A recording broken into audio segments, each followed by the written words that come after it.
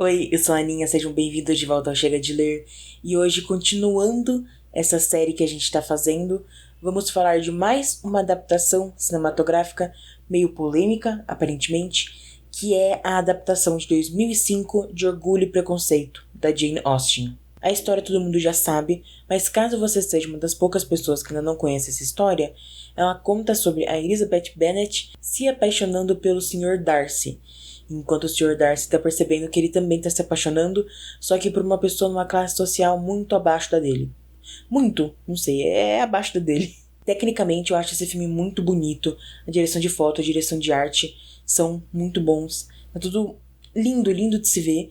Aparentemente tem algumas coisas que são inconsistentes com a época, mas aí eu não sei direito, então eu não aponto sobre isso. Mas obviamente é sempre bom mencionar aqui, porque eu tô falando do filme no geral, então é bom ter esse ponto de vista que eu não teria normalmente. O elenco é cheio de gente que eu conheço, que eu não esperava, e ele é muito bom. Apesar de que eu não sei o quanto eu gostei da Keira Knightley como Elizabeth, eu não sei se é o jeito da personagem mesmo, ou se é o jeito que ela tá atuando, mas não sei, me incomoda. Tem alguma coisa que me incomoda nela, talvez seja o jeito que a face dela se move. Não sei, parece muito gratuito, mas é uma coisa que quando eu tava assistindo, tava me deixando meio escolhas estranhas que estão fazendo aqui pra atuação. Outra coisa que eu acho meio engraçado é que tem muito zoom nas cenas, tipo o snap zoom, que eu não vou conseguir replicar aqui, mas quando você tá gravando, aí você pega a câmera, gira e dá um zoomzinho mesmo. Tem alguns momentos em que isso realmente dá um drama. Tipo quando, não lembro quem é o primo, eu não lembro o nome dele. Ele vai entregar uma flor pra Elizabeth e pedir ela em casamento. A câmera basicamente vai seguindo a flor, então tá ele segurando a flor, aí ele entregando ela, colocando a flor na mesa e dá um zoomzinho na flor. Nesse momento realmente fica legal, fica dramático. Mas muitas vezes parecia meio gratuito, meio do nada. Eu me sentia assistindo um episódio de Glee em alguns momentos. Eu achei uma escolha meio estranha de direção. Gostaria de saber por que teve isso. Se talvez é uma coisa do diretor, o que é uma possibilidade. Mas ainda assim, acho que não encaixou com o filme. Apesar de que eu acho que, no geral, ele consegue manejar bem o tom das cenas. Se ela é mais engraçada, se ela é mais dramática, se ela é mais triste, se é mais romântica, ele consegue manejar bem. Menos quando do nada ele quer dar um zoomzinho na câmera. Falando desse filme como filme, é aqui que talvez eu incomode algumas pessoas, porque a única referência de obra audiovisual de época que eu tenho é Bridgerton. E é uma coisa que eu não queria necessariamente ter, porque aí eu comecei um filme que é um clássico que muita gente ama, e eu comecei a reconhecer coisas, elementos, frases que eles falam em Bridgerton, que é uma série básica, mediana, qualquer coisa. Então é uma coisa que me irrita também, mas é a única informação, a única referência que eu tenho. Ou também o guia de Mecânica Celeste para Damas, uma coisa assim. Só que aí ele é livro, não é audiovisual, um pouco diferente, eu li em português, tudo isso mais. Tudo isso pra falar que eu assisti o filme inteiro meio incomodada, porque eu acho muito mais fácil Bridgerton ter se alimentado desse filme. Dos outros filmes que adaptam Jane Austen também, é muito fácil Julia Quinn ter se alimentado muito de Jane Austen, o que eu imagino com muita força que seja. Então eu fico extremamente incomodada que eu tava assistindo a fonte original pensando, nossa, parece a cópia. Mas é só pra apontar aqui porque eu acho que fez parte da minha construção assistindo esse filme, eu acho. Ainda assim, e aí eu preciso manter essa comparação, o filme é infinitamente mais bem feito. E eu acho que parte dele é pelos diálogos e pelo espaçamento das ações. Porque eu vi a primeira temporada e a metade da terceira de Bridgerton, preciso continuar. E na primeira não é tanto assim. Eu acho que desde o começo os diálogos são bem raros, bem vazios, colocam palavras antigas pra parecer que eles são alguma coisa cheia, enquanto não são. Enquanto aqui no filme as palavras são antigas também, tem as palavras meio estranhas que eu não reconheço, mas os diálogos são cheios, tem vida, tem característica, tem carisma, enquanto em Bridgerton não. E eu acho que o espaçamento, e a coisa do espaçamento não é um problema só de Bridgerton, é de muitas séries atuais, mas eu percebi muito na terceira temporada que nada tem tempo pra ser absorvido. O personagem fala uma coisa, obviamente, logo depois a gente tem que ter uma reação e tudo isso mais, e aqui não. Talvez por ser um filme um pouquinho mais velho, então ele consegue fugir dessa norma que a gente tá atualmente. Esse filme tem quase 20 anos. Meu Deus do céu. Ele é de 2005, ele tem quase 20 anos. Ele tem 19 anos. Como eu ia dizendo, eu acho que ele ter quase 20 anos faz uma diferençazinha, porque o cinema era diferente. Nossa. Mas, tipo assim, teve uma mudança, principalmente no espaçamento de ações, espaçamento de reações, espaçamento de falas. Então eu acho que, apesar de eu trazer essa comparação e ter ficado bastante nela, batido bastante nela, Orgulho e Preconceito é 1 milhão de vezes melhor. E fora isso, sobre o filme, eu não tenho muito o que falar. Histórias de época, no geral, não me pegam muito. Tanto que o Guia de Mecânica Celeste para Damas foi o primeiro livro de época que eu li. Eu fui ver Bridgerton por curiosidade e por causa da Nicola Coughlan. Não é um tipo de história que me cativa. Apesar de eu saber que esse filme era bom e amado, é um filme de época ainda. E apesar de ser bom, eu não sabia o quanto eu queria assistir. Não me chama muita atenção. Eu demorei um pouco pra entrar nele. Mas, no final eu tava bem envolvida. Eu cheguei até a quase chorar. Eu não lembro exatamente porquê. Tem uma semana que eu vi, então eu já esqueci. Porque eu fiquei tão emotiva assim. Mas tiveram coisas que realmente me pegaram. E conseguiram me engajar. Então eu acho que o roteiro, nesse sentido, ele é bem feito. Agora pra parte que é realmente importante. Como adaptação. Já deixando claro, eu não li o livro. Quero muito ler agora. Já queria muito antes, mas esse filme me deu uma vontade a mais de ler. Porque eu não sabia quais eram as diferenças, mas eu sabia que tinha muitas. E inclusive eu acho que eu só tive dimensão dessas diferenças por uma coisinha pequenininha que aconteceu, que é... Como é que eu explico isso? Lembram quando descobriram o Letterboxd do Felipe Neto? Então, começaram a analisar as notas que ele dava, foram criticando, sei lá o quê, até que uma amiga minha tirou print da nota que ele deu pra Orgulho e Preconceito, que eu acho que foi 2 estrelas. Ela só falou, gente, o Felipe Neto, ele respondeu. Ele respondeu ela, basicamente. E ele explicou que é porque o livro era muito diferente do filme, e ele preferia 1000 vezes o livro. Foi daí que ficou grudado na minha cabeça que o filme era muito diferente. Mas eu não sabia o quê. Eu imaginava que ia ser uma situação tipo o filme de Percy Jackson. No sentido de que tem cenas faltando, personagens são diferentes, eles criam cenas novas, e aí por isso a gente acaba perdendo muito da graça da história. Não seria fiel nesse sentido.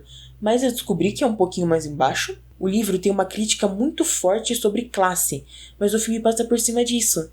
E pra quê? Você me pergunta. Pra focar muito mais em romance. E assim, não me entendam mal. Eu gostei do romance, acho que funciona muito bem. Aparentemente o romance ele é fiel ao livro, não sei direito. Mas ele funciona, é muito bom. Novamente eu fiquei emotiva. Parte por causa do romance, então é um negócio que realmente é bem construído. É uma coisa que me incomoda, ainda mais um livro tão clássico quanto Orgulho e Preconceito. Se ele tem um assunto tão interessante, tão importante, tão diferente. Não diferente, né, eu quero dizer. Mas um assunto tão específico e aí você corta tudo pra focar no romance, eu acho uma perda muito gigante. E eu fico tão incomodada quando eu descubro que adaptações deixam coisas de lado pra focar em romance, pra priorizar romance, pra criar romance onde não tem. O que ironicamente é o que estão tentando fazer com a série de Percy Jackson, então eu acho que minhas comparações estão ficando muito próximas. Sei lá, eu só acho um desperdício.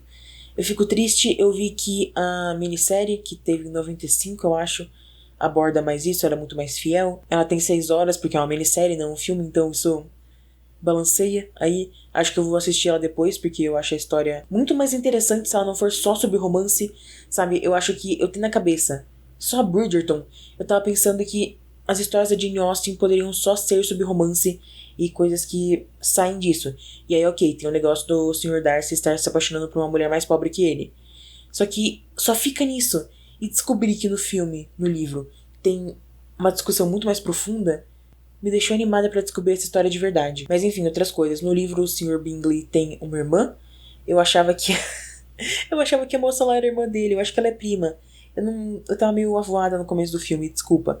Mas essa outra moça que eu achava que era irmã, a Caroline Bingley, que eu acabei de mencionar, no livro ela tem uma abordagem diferente. Eles falam muito mais sobre o orgulho e preconceito dela. Que inclusive é uma coisa que eu tava pensando, porque eu peguei um pouquinho o que seria o orgulho e preconceito do filme. Porque, tipo, o filme e o livro se chamam Orgulho e Preconceito. Essa deveria ser a temática principal. Eu vi uma teoria, não uma teoria, mas tipo, teoria no sentido de teórico, não teoria do tipo, a Terra é plana. Mas uma teoria falando que os títulos dos livros da Jane Austen delimitam qual é o problema dos personagens no livro. Então, Orgulho e Preconceito, o problema é o orgulho e o preconceito. E eu entendi um pouquinho do orgulho, porque eles mencionam, o Sr. Darcy fala um pouquinho sobre ser orgulhoso, a Elizabeth também fala um pouco sobre ser orgulhoso, e eu entendo de onde viria o preconceito, mas não é um assunto tão focado que eu achei meio estranho, parecia que eu tava perdendo alguma coisa. E aparentemente isso é uma coisa que eles cortaram do livro. Também tem as mudanças que fizeram com a Charlotte, do livro pro filme, que eu não entendi exatamente quais foram as mudanças, mas tiveram mudanças importantes que voltam de novo para a temática principal, para a crítica sobre classe principalmente, e de como ela vê o amor e o casamento de uma forma completamente diferente do que tá no filme, porque no filme eles colocaram uma forma muito mais romantizada, e no livro é muito mais prático, são tão maluca. Então, novamente, volta pra esse tema que eles pularam completamente. Eu achei meio estranho. Mas aí tem uma crítica que eu vi em uma das matérias que eu discordei completamente, que era apontando que as cenas de declaração do Sr. Darcy são completamente diferentes no livro. Que no filme eles são muito mais dramáticos, sabe? Então não vai ter ele uma declaração de amor embaixo da chuva, ou ele andando por um campo inteiro com a blusa meio aberta até chegar nela e se declarar de novo. O que eu entendo, sei lá, dramático demais, você pode querer valorizar a simplicidade dos momentos, mas, e aqui eu vou fazer uma comparação, é meio esdrúxula, eu acho, mas é tipo a proclamação da República. Eu não lembro muito de história, claramente, mas o mais provável é que tenha acontecido de uma forma muito simples. Dom Pedro chegou lá no meio do povo, numa mulinha, não era nem um cavalo, numa mulinha e falou: galera, tamo livre, alguma coisa assim.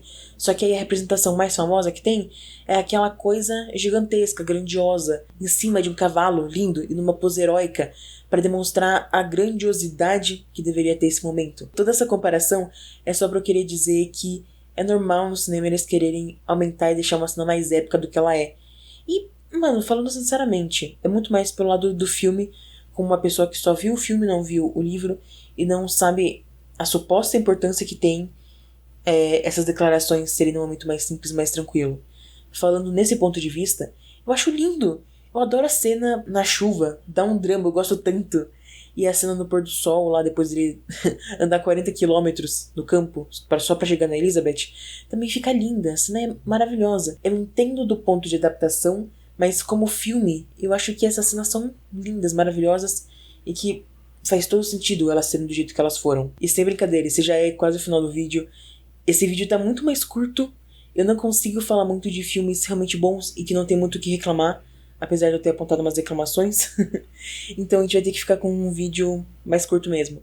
Vamos torcer pra daqui 2 meses a gente ter um filme ruim, que aí vai ter um vídeo de 1 hora, talvez. No geral, eu acho esse um filme muito, muito, muito, muito bom.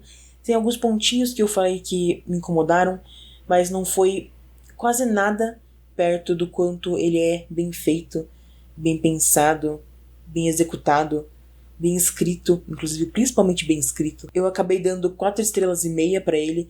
Essa meia estrela é realmente por essas reclamações pequenininhas, os zooms estranhos, a Keira Knightley meio, não sei, meio fora de tom pra mim. Também tinha um pouquinho na minha cabeça pensando, tá, não vou dar 5 estrelas porque eu sei que esse filme não é uma boa adaptação. Mas eu acho que essa obra deixa muito claro que você não precisa fazer uma boa adaptação para ter um bom filme. E sim, é uma falha grande que ele se propõe a adaptar um livro clássico, inclusive, e ele falha em fazer isso. Tipo, 2 horas e tanto, 2 horas e 17 eu acho que ele tem, ele conseguiria abordar os temas importantes da obra de uma forma melhor. Eu acho que ele falha bastante nessa área, a gente tem sim que apontar, mas ele funcionando sozinho como um filme, ele é muito bom. E isso mostra como a gente não precisa necessariamente ter adaptações tintim por tintim para ter obras boas. Até porque o que parece que tá atualmente é ter obras ruins que são adaptações boas. E eu não vou falar do que eu tô pensando de novo. Mas enfim, é isso. Esse foi o Chega de Assistir de 2024. Agora a gente só volta ano que vem. Janeiro não, porque seria tipo assim, dia 1 de janeiro eu não vou voltar tão cedo assim. Então, comecinho de fevereiro, 1ª a 6ª de fevereiro, eu já vou soltar o próximo vídeo de um filme que eu ainda não sei qual que é. A gente vai descobrir agora qual que vai ser. Oi, gente. Agora eu estou aqui com a nossa lista e vamos ver qual vai ser o filme de fevereiro. Tá.